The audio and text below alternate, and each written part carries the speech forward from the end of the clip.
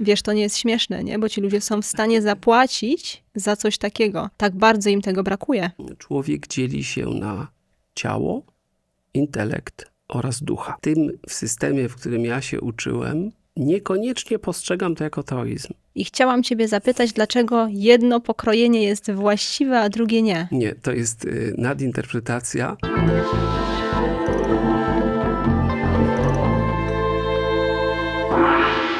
Dzień dobry Państwu, witam serdecznie w programie Szamańskie Rozmowy. Jacek Miklasiewicz. I Zabrydna Klaudia, dzień dobry. Dzień dobry, Klaudio. Jacku, według nomenklatury taoistycznej, według duchowości taoistycznej, czy według przekazu taoistycznego, mamy podział człowieka na 3 części. Na ducha, na ciało i na umysł. Wyobraziłem sobie, że on jest pokrojony. Może jest pokrojony właśnie. Nie, na pewno nie jest pokrojony. Na Zachodzie mamy również podział człowieka na 3 części, chociażby freudowski. Freud też podzielił człowieka na 3 części. I superego. Dokładnie. I pokroił tego człowieka. I chciałam ciebie zapytać, dlaczego jedno pokrojenie jest właściwe, a drugie nie? Nie, to jest nadinterpretacja. W chińskim przekazie, wiesz, ja pozwolę sobie taką uwagę, bo tutaj dodać, dlatego, że taoistyczna kojarzy się nam z Chinami. W systemie, w którym ja się uczyłem, niekoniecznie postrzegam to jako taoizm. Po prostu jest to system z kultury chińskiej, który faktycznie dzieli tego człowieka na 3 części. To też jest nieprawidłowe, ale czasami z taoizmem nie ma wiele wspólnego. O taoizmie też sobie pewnie pomówimy, bo on jest dworski, wiejski, taki, siaki, jako filozofia. Natomiast ten przekaz jakby chiński, to jest fajne, przekaz chiński, który ja znam, niekoniecznie jest z nim związany. Czasami to się zgadza, czasami to się nie zgadza. A wracając do tego podziału, to w tym przekazie jest powiedziane, że człowiek dzieli się na ciało, intelekt oraz ducha. I w naszym, tak jak wielokrotnie rozmawialiśmy, w naszej strefie geograficznej, w naszej kulturze, ten duch, my to zawsze utożsamiamy z duszą. I to jest mylne, bo to w ogóle nie o to chodzi. Ja nie jestem w ogóle ekspertem, jeśli chodzi o te kultury związane z religią, lokalną tutaj u nas, tak, najbardziej popularną, więc nie chcę się na ten temat wypowiadać. Natomiast rozmawiając z ekspertami, nie widzę w ogóle jakiegokolwiek punktu, który można uznać za taki bardzo silny punkt wspólny. Bo w chińskim przekazie jest tak, że shen, czyli duch, jest indywidualną jednostką myślącą autonomicznie. Taki jest autonomiczny po prostu. I żeby on faktycznie był świadomy w człowieku, to trzeba go wyhodować. Wyhodować sobie ducha. Tak, albo urodzić się ze świadomym duchem. No bo nie każdy człowiek rodzi się z tym duchem świadomym. Ja już to tak powiedziałem, jako pewnik to przyjąłem, ale po prostu tak jest. To jest kultywacja. Proces jakby budzenia tej swojej wyższej świadomości. I wracając do tego podziału, który powiedziałaś, ten podział, właśnie to słowo podział jest niewłaściwe. Dlatego, że człowiek według tego chińskiego przekazu kompletny jest wówczas, kiedy ciało, duch i umysł stanowią jedność. Czyli tego podziału nie ma. I wtedy jesteś kompletna. Jesteś kompletna. Ale jednak wyodrębniamy 3 elementy. Tak samo jak Freud wyodrębnił 3 elementy w człowieku. Ego, superego, tak, ale wiesz, ja broń Boże nie chciałem tutaj Freuda krytykować, chociaż wiem, że ma bardzo dużą ilość krytyków jako ojciec psychologii. Wiesz, jako pionier włożył jakieś podwaliny olbrzymie. Jednakże ten system faktycznie buduje trójkąt, czyli takie, upraszczając, naturalne, proste popędy, intelekt, który próbuje coś zrobić i superego jako takiego nadzorcę promuje, który mówi, jakie są zasady moralne i tak społeczne, żeby to wszystko spoić, wiesz. I w tym systemie tych 3 punktów jest ciągła walka pomiędzy tymi elementami, tak? Popęd chce jedno, moralność mówi drugie, a intelekt wybiera i teraz nie wie, czy właściwie to jest w lewo, czy w prawo, wiesz. To jest taki system trochę, który zakłada, że człowiek ciągle musi ze sobą walczyć. Natomiast ten system przekazu chińskiego mówi, spójna jesteś wtedy, kiedy te wszystkie rzeczy są działające, świadome i stanowisz pełnię pewnego rodzaju. I no tak to po prostu widzę, że no owszem, podział jest, tak, ale my potrzebujemy podziału, żeby zrozumieć. Czasami musimy coś podzielić, żeby scalić, żeby zrozumieć komponenty, jak one ze sobą. Wyodrębnić po prostu 3 elementy, ale one nie są zwalczające się nawzajem. Dokładnie właśnie tak. I tutaj zobacz, wcześniej rozmawialiśmy troszeczkę Freud, Jung, prawda? Też jest ikoną, jakby, jeśli chodzi o psychologię. Mówiłaś, że Jung był bardzo osobą rozwiniętą. Doszliśmy do takiego, w sensie duchowym. Duchowym, dokładnie. Dokładnie. Też jest taka ciekawa w sumie anegdotka przyjaźni i współpracy Junga z Freudem, no bo jak wiemy, oni przez długi czas się przyjaźnili i współpracowali. Freud, jak wszyscy pewnie kojarzą, jest tym panem, który tłumaczył wszystko stłumioną seksualnością, albo wypartą seksualnością, albo w ogóle czymś związanym z seksualnością. Przy czym dla Freuda ten seks ma wymiar tylko i wyłącznie biologiczny i nic ponadto. No Jung nie do końca się z tym chciał zgodzić od samego początku, przez co nastąpił rozłam. To znaczy on się w którymś momencie częściowo nie zgodził z teorią seksualności Freuda, co Freud uznał za taką osobistą zdradę. No i nastąpiło huczne rozstanie panów psychiatrów, ale do czego zmierzam?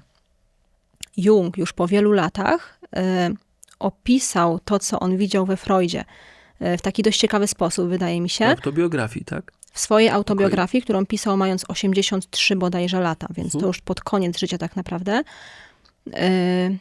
I on uważał, że Freud był postacią o bardzo dużym potencjale duchowym.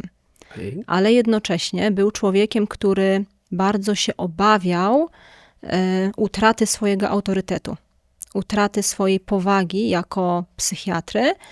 I on wszystko, co dochodziło do niego z tej sfery duchowej, bardzo mocno racjonalizował i obsesyjnie wręcz tłumaczył wszystko stłumioną seksualnością. Jung natomiast zauważył, czy uważał, że prawdziwym problemem Freuda tak naprawdę jest tłumienie, ale duchowości. Okej, to ciekawa teoria jest. Ciekawa, bo Freud, widzimy to teraz z perspektywy Junga, skoro on to napisał w Tak, z perspektywy Junga, dokładnie. Ciekawe to jest bardzo. No wiesz, może tak było. Znaczy, wiesz, Jung to był taki człowiek trochę... on postrzegał raczej chyba, właśnie nazwał to indywiduacją, czyli takim scaleniem. Czyli bardziej chyba był bliski temu podejściu chińskiemu, które właśnie scala. No Freud faktycznie, wiesz, każda osoba, która jest wybitna, tak jak Freud czy Jung, zawsze będzie miała jakieś poparcie albo przeciwników. Jakby zawsze się ten rozłam zrobi, wiesz. Te teorie seksualności Freuda i potem praktyka, można poczytać w internecie, to nie jest mój wymysł, też spowodowały bardzo dużą ilość pozwów w Stanach o jakieś molestowania i tak dalej. A potem, kiedy okazało się, że część z tych pozwów była wymyślona po prostu w drugą stronę. Spowodowały to, te sytuacje spowodowały pozwy w drugą stronę, że zostałem pozwany, bo to było wmówione i tak dalej, zasugerowane. Więc były to na pewno osoby wybitne jak było, no nie wiemy, ale jeśli tak było, to faktycznie ten umysł racjonalny Freuda mógł przeważyć nad tą duchowością. Zresztą no my w Europie tak mamy, tak, że racjonalizm jest. Zawsze próbujesz coś racjonalnie wytłumaczyć. Tak, żeby zrozumieć. Żeby to zrozumieć. No Hindus tak nie ma. Po prostu jest i tyle. I wtedy nie ma problemu. W porządku. Skoro tak sobie mówimy o psychologach i psychiatrach, bo w sumie Jung i Freud byli psychiatrami tak naprawdę, Tak. I o szamanach mówiliśmy, to może zapytam ciebie, czy są osoby, którym nie powinno się pomagać? Spójrzmy, jak to jest w naszej kulturze. W naszej kulturze jest tak, że generalnie pomaganie innym jest okej. Tak. Zgodzisz się ze mną? Jak najbardziej. Dokładnie.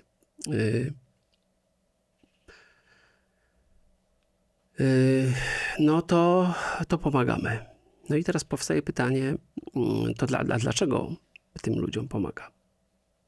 To jesteś taka dobra. Bo dobrze jest pomagać, no właśnie. Dobrze jest pomagać, ale wiesz, jakby tak spojrzeć bardziej w głąb siebie, to czasami pomagasz po to, żeby poczuć się lepiej. Tak? Takie uczciwe spojrzenie. Ja w ogóle uważam, że najlepsza pomoc to jest taka, którą robisz zupełnie bezinteresownie i przypadkiem. I nawet nie wiesz, że ją zrobiłaś, bo wtedy nie ma mowy o interesowności wewnętrznej. To jest takie trochę ostrożne podejście do tego, żebym nie pomagał innym, bo się lepiej czuję. Wiesz, idę ulicą, daję komuś 5 zł i mówię, zobacz, jaki dobry jestem, prawda? Że podbudować samego siebie. Tak. Doładować siebie, że ja jestem ważniejszy, prawda? Bo ja pomagam. Ale w tej chwili mamy chyba trochę inny problem. I tak jest to troszeczkę trudne, dlatego że z punktu widzenia praktyki psychologicznej, no to co powiedziałeś, że powinno się pomagać, jest okej. Ale z drugiej strony pomoc może również poważnie zaszkodzić. I ja skorzystam trochę z innych kultur, wyjmę sobie tam takie różne przykłady, kiedy spróbuję ci je przedstawić, a ty zobaczysz, czy wśród swoich znajomych znasz takie osoby, które no, mają takie cechy. To nie jest tak, że ja napiętnuję albo stygmatyzuję te cechy, ale zwracam uwagę, że być może pomoc takim osobom może im zaszkodzić. No i wydaje mi się, że jak z przekazu kulturowego pierwsze osoby, gdzie ta nasza pomoc może być destruktywna, to są osoby chronicznie leniwe. Są takie osoby, które generalnie w procesie rozwoju życia nauczyły się, że jak nic nie zrobią, to i tak ktoś przyjdzie i pomoże. Czasami utyskują na to, że życie jest trudne, że jest im ciężko. A tak naprawdę wiedzą, że jak nie wezmą się do pracy, to i tak ktoś przyjdzie i pomoże. W związku z tym... Czyli to lenistwo jest wyuczone tak naprawdę. Ono jest interesowne. Jest bardzo interesowne. Wiesz, nie chce ci się tak naprawdę, nie masz motywacji. Nie mówię o osobach, które mają depresję, tak? Bo tutaj to nie jest absolutne. Depresja to jest straszna choroba, z którą trzeba walczyć i bardzo, bardzo trzeba walczyć. Natomiast po prostu, wiesz, to jest wygoda. Nie zrobisz, ktoś przyjdzie, pomoże, tak? Znasz takie osoby? Coś by się znalazło. Tak. I wtedy my pomagając, nie dajemy im impulsu do tego, żeby one mogły same zmierzyć się z rzeczywistością. Jeżeli to jest jedno zdarzenie, 2 zdarzenia, ale jeżeli to trwa 15 lat, to może się okazać, że my w ten sposób ciągle pomagając, czy jak cała rodzina pomaga, wszyscy pomagają, państwo pomaga, wyuczymy te osoby, że to jest sposób na życie. I tak przecież przyjdzie, nie przyjdzie. No duża część społeczeństwa chyba nawet to ma. No proszę. Mamy programy rządowe przecież wszystkie pomagające. Zeszło na politykę. Ale masz rację. Taka jest prawda. Dlatego czasami, bo czasami trzeba faktycznie pomóc. Naprawdę. Przyjść i powiedzieć, no nie dajesz rady. Ale raczej ważne jest, żeby dać impuls do rozwoju, żeby ta osoba sama stanęła na nogi i wtedy nie pomagając, lub pomagając tylko tyle, żeby zmotywować tą osobę do działania, czynisz dobre rzeczy. No. Drugą kategorią ludzi, ja teraz się naprawdę boję społecznego osądu, bo powiem, że są ludzie chronicznie niewdzięczni, ale są. Na czym to polega? No mogę jakiś przykład podać. Masz kogoś, kto znalazł pracę, ale nie może do niej dojeżdżać, bo nie ma samochodu. Albo zepsuł mu się samochód. Więc przychodzisz i pożyczasz mu ten samochód na 2 tygodnie i mówisz, tankuj tylko paliwo. No i ta osoba jeździ przez te 2 tygodnie, ale po 2 tygodniach musisz ten samochód dać komuś innemu. No i wtedy robi się awantura. Dlatego, że zatrzymałaś swoją pomoc. A tak naprawdę to w ogóle nie tankowałaś paliwa, tylko on musiał płacić. Albo przykład życia, który mogę ci dać. Pewna osoba prosiła drugą, ponieważ tam mąż tej osoby łowił ryby. On mówi, takie fajne te ryby łowicie zawsze, takie są super, może przyniesiesz mi trochę. No i przyniosła. W odpowiedzi, ale one nie są obrane i usmażone? To chroniczna... Niesamowite. Tak. I to jest... I teraz, wiesz, jak takim osobom pomagasz, to tak naprawdę one w tej niewdzięczności się utwierdzają. Przecież wszystko im się należy. I ja jestem za pomaganiem, ale jak widzisz taką ciągłą niewdzięczność, kiedy wszyscy widzą wady i chcą jeszcze więcej i dajesz coś komuś. Czyli taka postawa roszczeniowa bardzo. Zaraz powiesz, że w społeczeństwie też się zdarza. Kolejny taki typ zachowania to jest ktoś, kto jest bardzo arogancki i zadufany w sobie. Cokolwiek nie zrobisz, on chce tylko, żebyś potwierdziła jego stanowisko. W ogóle teraz jest tak, że nasze społeczeństwo, taką teorię mogę wysnuć tutaj, jest nauczone, że krytyka jest absolutnym złem. Tak, można tylko lajki dawać. Tak, możesz tylko powiedzieć. Na portalach. Tak, jeżeli komuś zwrócisz uwagę, nawet troszczysz się o to, żeby ta osoba jakby zmieniła coś w sobie i powiesz coś, co nie licuje z obrazem wewnętrznym tej osoby, z tą pychą, która gdzieś tam w środku jest, no to nic nie wniesiesz, nic nie zrobisz, bo to już jest jakby odgórnie ustalone takie stanowisko. W związku z tym pomoc takiej osobie poprzez zwrócenie uwagi albo wyciągnięcie dłoni jest zupełnie bez sensu. Jak jest arogancja, taki człowiek musi nauczyć się sam. Zobacz, to jest 3. przypadek, kiedy musisz pozwolić komuś na zmianę własnej postawy samodzielnie. Szamanizm wyróżnia jeszcze kogoś, kto jest notorycznie nikczemny. I to jest też... Nikczemny. Tak, nikczemny. Takie stare słowo, że ktoś jest nikczemny. Kiedyś, nawet w Europie, potrafiono zauważyć, że są osoby, które czynią zło specjalnie. Tak, pewne systemy religijne nawet wskazywały, że są takie osoby, że czynią zło specjalnie, mając pełną świadomość tego, że one to zło czynią. W związku z tym, cokolwiek dasz takiej osobie, ta osoba i tak to przetworzy na zło. Czy pomoc wtedy ma sens? No nie. No nie ma. To jest oczywiste. Tylko znów mamy taką sytuację, że w części naszego społeczeństwa wyparł się taki wzór, że może być ktoś, czy model, że może być ktoś, kto jest notorycznie nikczemny, ciągle zły.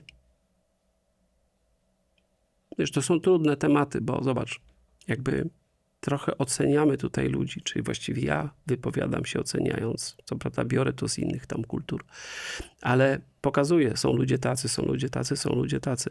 I to wszystko to są takie przymioty naturalne tych ludzi? Oni tak mają po prostu? To jest wybór. Wybór. Ktoś chce być notorycznie nikczemny, chce robić innym na złość, innym krzywdę i wtedy nie powinnaś pomagać. Okej.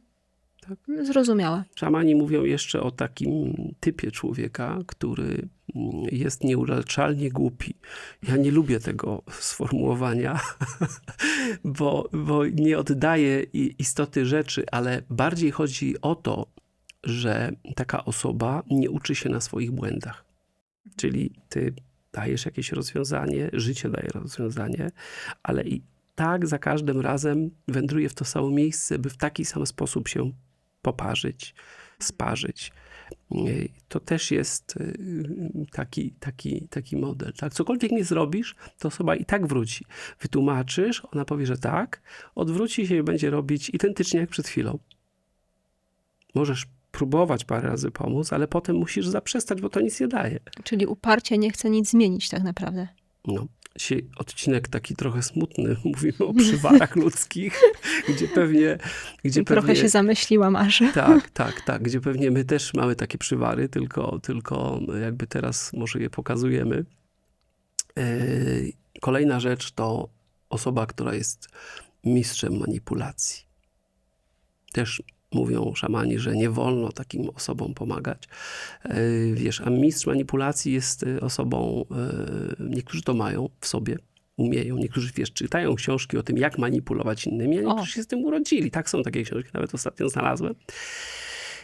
Mistrz manipulacji to taka osoba, która będzie, właściwie ona nie przyjdzie do ciebie z prośbą i z pytaniem, tylko tak owinie wszystko, żebyś otworzyła swoje serce i dała komuś coś. Bez proszenia. Bez proszenia. I potem zrobisz to samo, ale kiedy pewnego dnia zorientujesz się, że coś jest nie tak i powiesz nie, troszeczkę asertywnie, to mistrz manipulacji odwróci się i pójdzie do kogoś innego i powie, wiesz, ta Klaudia to jest najgorsza, ona i tak dalej, i tak dalej. Tak będzie czynić wszystko, żeby uzyskać ten dany cel. Wiesz, spotkałaś się z ludźmi, którzy manipulują. Oczywiście. I właściwie ostatnim taką postawą, którą można wyróżnić, jest buntownik. Mój ulubiony. Niepokorny buntownik. To jest osoba, której pomagasz i ona wie, że robisz dobrze, wie, jak powinno być zrobione. Wszystko wie. Ale po prostu ma wewnętrzne przekonanie, że musi robić inaczej. Taki trochę wojownik, buntownik. Okej, wojownik. W trochę innym rozumieniu. Tak, w trochę innym rozumieniu. Dla mnie to zawsze cieszy, bo jakby najbliższa memu sercu jest ta postawa. Wojownik, buntownik musi przekonać się sam, co jest dobre, a co złe. W związku z tym czasami też nie powinno się pomagać, bo dajemy mu znowu przestrzeń do tego, żeby się nauczył. Także w pozostałych chyba przypadkach, jeżeli mamy do czynienia z osobami, które potrzebują pomocy, powinniśmy im pomóc. Absolutnie. Ja jestem generalnie za pomaganiem, tylko chciałbym, żeby na przykład to, co robię, mam nadzieję, że tak jest, żeby było efektywne. A jeśli nie będę pamiętał o tych przestrogach i będę wyręczał ludzi w tym, co mogą sami zdobyć i czego się nauczyć, to ja będę ich krzywdził. I zgadzam się z tymi naukami, że trzeba bardzo rozsądnie pomagać. Czyli trzeba mieć umiar w pomaganiu. Tak, absolutnie. Super. Chyba już się skończył nasz czas. Nie, miałaś jeszcze jedno pytanie. Ja pamiętam. Chodziło o... Wiem, o co chodziło. Tak. Tak. Chyba jeszcze możemy trochę przeciągnąć. W takim razie ja pozwolę sobie przełożyć klepsydrę i oszukać w tym odcinku. Oszukajmy czas. W tym odcinku oszukamy czas. Proszę bardzo. Tak. Mówiliśmy w poprzednich odcinkach albo w którymś z poprzednich odcinków o bliskości. Mówiłeś o tym, że jest to towar deficytowy. Że ludzie są blisko, ale z telefonem, a nie z drugim człowiekiem. Że komunikujemy się przez jakieś komunikatory właśnie, że przez jakieś messengery zdalnie, a nie jesteśmy ze sobą blisko na żywo. No to pewnie wiesz, że coraz więcej, w coraz większej ilości miast w Polsce można spotkać takie usługi jak płatne przytulanie. Okay. Czyli można za jakąś ilość pieniędzy, to jest bodajże od 80 zł za godzinę wzwyż, poczuć ciepło drugiej osoby. Powiedz mi, co o tym sądzisz? Przepraszam, ale nie mogłem powstrzymać powagi. Wiesz, to nie jest śmieszne, nie? Bo ci ludzie są w stanie zapłacić za coś takiego. Tak bardzo im tego brakuje. To jest problem. Przepraszam. Ktoś robi na tym biznes. Przepraszam, że się śmieję, ale nie byłem w stanie powstrzymać. Ja myślałem, że to tylko w Stanach jest. Już nie. Już nie. Jest w Polsce też. Zgadzam się ze sobą właściwie. Powiedziałem, że jest to towar deficytowy, ta bliskość. Tylko widzisz, to nie jest bliskość. To znaczy, ktoś powie, że to jest bliskość. Powiedziałaś poczuć ciepło drugiej osoby. Wyobraziłem sobie, że przychodzisz i czujesz tą podczerwień, która ta dana osoba emituje i teraz jesteś przy takim piecyku, który grzeje. Tylko tu jest to jest problem globalny i bardzo poważny. Bardzo poważny. Mówiliśmy o pomaganiu przed chwilą i tu masz pomaganie, które po prostu jest... Ono generuje patologię. Ja wiem, że osoby, które świadczą takie usługi, to jest po prostu normalna usługa. Zwracam ci też uwagę, że czasami są mężczyźni, czy też kobiety, nie wiem, bo jakby nie mam do końca pełnej wiedzy, ale wiem na pewno o mężczyznach, którzy korzystają z usług prostytutek właśnie w tym zakresie. Idzie do prostytutki, nie współżyje z nią, położy się obok i się przytula. To jest towar tak deficytowy, że da się sprzedać go na rynku poza domami publicznymi. Ale z drugiej strony, zobacz, mówiliśmy o tym duchu. W tym odcinku jeszcze mówiliśmy duch, ciało, umysł i dusza. Tak? To ja mogę powiedzieć z całą powagą, już nie śmiejąc się, że przytulania doświadcza również duch. Jeśli ktoś wierzy w to, że duch istnieje, to jak duch się przytula, w sensie dwie osoby są blisko siebie, to jest przytulanie na 3 poziomach. Intelekt odbiera przytulanie, ciało odbiera przytulanie i duch również odbiera przytulanie. Tak i większość systemów o tym mówi. To teraz jeżeli my za 80 zł, czyli to okazja jest z pewnością, przytulamy drugiego człowieka, załóżmy, że ja idę gdzieś tam do jakiejś pani, która będzie mnie przytulać, to wiesz, to jest dla mnie osoba obca. Tak? Ale Tak. to jest substytut bliskości, emocji, przeżywania. To ciało odczuwa tą podczerwień. Ten umysł odczuwa obecność, a ten duch odczuwa tą bliskość. Jeśli ta osoba, najgorsze co może być, tą bliskość może zaoferować w postaci ducha. I duch tej osoby wiąże się z duchem tej osoby. Wiesz, stajesz się bliska osobie, którą przytulasz, a ten przytulacz też staje się niechcący albo chcący. Tak? No i co się dzieje? No dzieje się to, co dzieje się w normalnych związkach. To znaczy uzależniasz się od bliskości. Ale ona nie jest prawdziwa, bo jest za 80 zł. Sama bliskość nie wymaga płacenia, bo ona jest z natury. Więc ja tu widzę pewne zagrożenie, śmiejąc się bardzo, że to, co powinniśmy kształtować w relacji związku, zamienia się na komercję. Ale konsekwencje są nieznane, bo do tej pory tak nie robiliśmy. Wyobraź sobie, że nie wiem, człowiek jaskiniowy przynosił kawałek kurczaka, urwaną nogę kobiecie i powiedział: proszę, daję ci tą nóżkę kurczaka, a ty mnie przytulaj teraz. Jakby to tak nie działa, ale tak działa. Więc myślę, że trzeba poczekać trochę na rezultaty tych Ale jest to wizja trochę przerażająca. No wiesz, dla mnie to przeraża. Nie wiem, idę do kogoś, zapłacę, proszę mnie teraz poprzytulać. Dobrze. No masaż rozumiem, tak? No bo jakby fizycznie jest to jak najbardziej okej. Rozmowa z psychologiem, rozumiem.